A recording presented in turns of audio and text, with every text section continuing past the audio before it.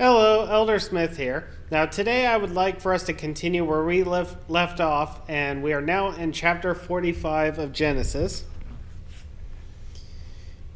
Then Joseph could not refrain himself before all of them that stood by him, and he cried, "'Cause every man to go out from me."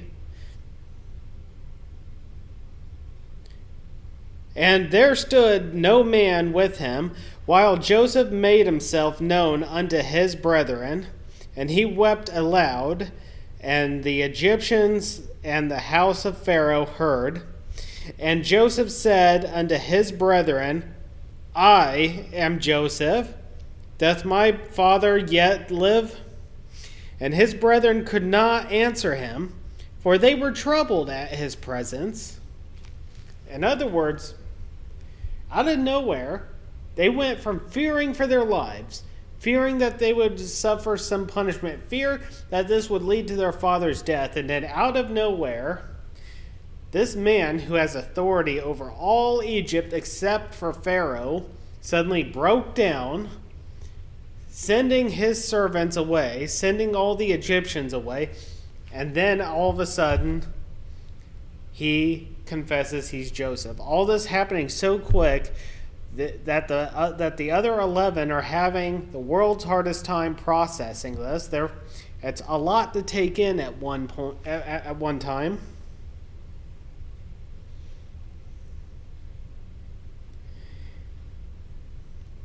And Joseph said unto his brethren, Come near to me, I pray you. And they came near, and he said, I am Joseph, your brother, whom ye sold into Egypt. Now wherefore be not grieved, nor angry with yourselves, that ye sold me hither, for God did send me before you to preserve life. For these 2 years hath the famine been in the land, and yet there are 5 years, and in the which there shall neither be earing nor harvest. And God sent me before you to preserve you and preserve you in prosperity in the earth, and to save your lives by a great deliverance. So now it was not you that sent me hither, but God, and he hath made me a father to Pharaoh, and Lord of all his house, and the ruler throughout all the land of Egypt. Haste ye, and go up to my father, and say unto him, Thus saith thy son Joseph, God hath made me Lord of all Egypt. Come down unto me, tarry not, and thou shalt dwell in the land of Goshen, and thou shalt be near unto me, and thou and thy children, and thy children's children, and thy flocks, and thy herds, and all that thou hast. And there I will nourish thee, for yet there are 5 years of famine, lest thou and thy household and all that thou hast come to poverty. And behold, your eyes see, and the eyes of my brother Benjamin, and it is my mouth that speaketh unto you. And ye shall tell my father of all my glory in Egypt, and of all that ye have seen.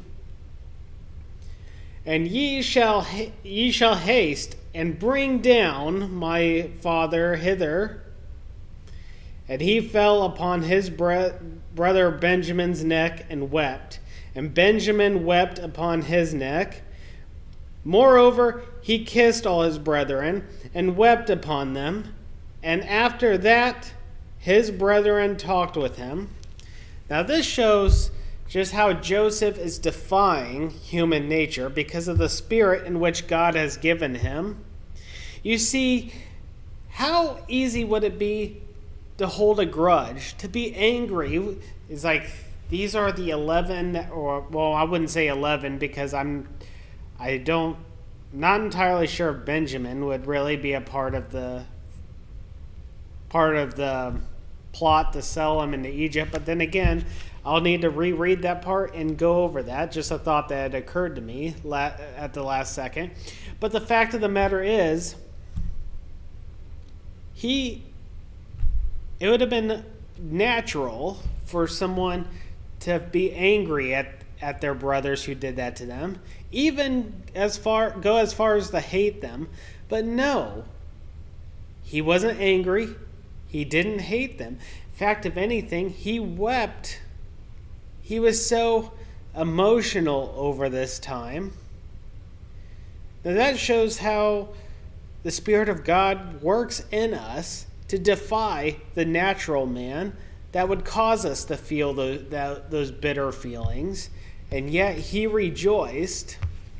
And by doing so, he's glorifying their God that they worship, which is also our God.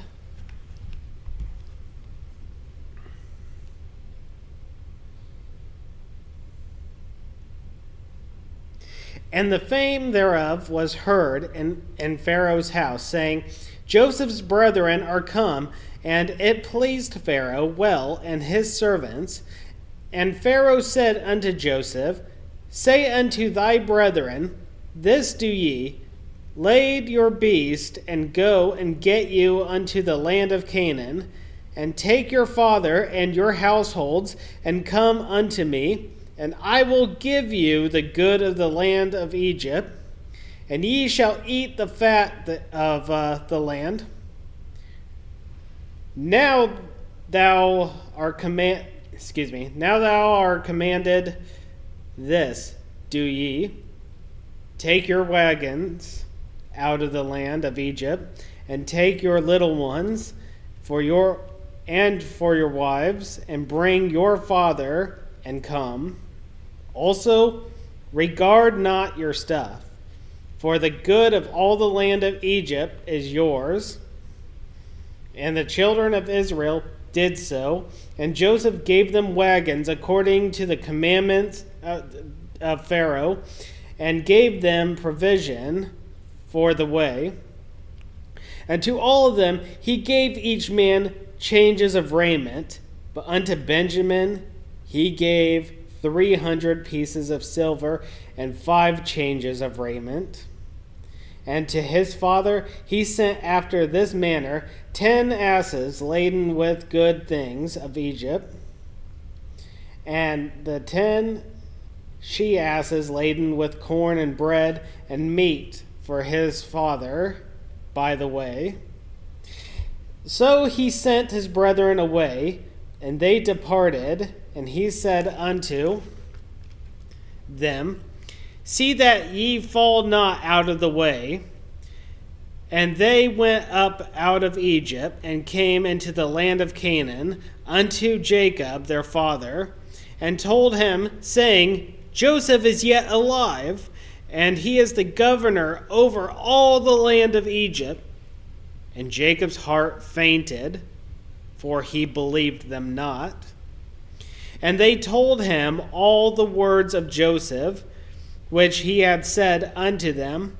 And when he saw the wagons which Joseph had sent to carry him, the spirit of Jacob their father revived. And Israel said, It is enough. Joseph, my son, is yet alive. I will go and see him before I die. So now the truth is made known to all of them. The brethren know Joseph is alive and is governor over all Egypt. Now their father Israel knows. So now the time has come for the people, the seed of Abraham, the chosen seed of promise, to pack their things, not all their things, because even the Pharaoh said, Don't worry about all your belongings, for you will have the good of the land. So they just packed up their essentials pretty much. They're going to get ready to pack up their essentials. and head down to Egypt and dwell in Goshen, for there's still 5 years left of famine where nothing will grow. But in Egypt there will be plenty of food for them. But that's the story we'll get into next Wednesday. Remember to study, to show thyself approved, rightfully dividing the word, put on the whole armor of God, and fight the good fight.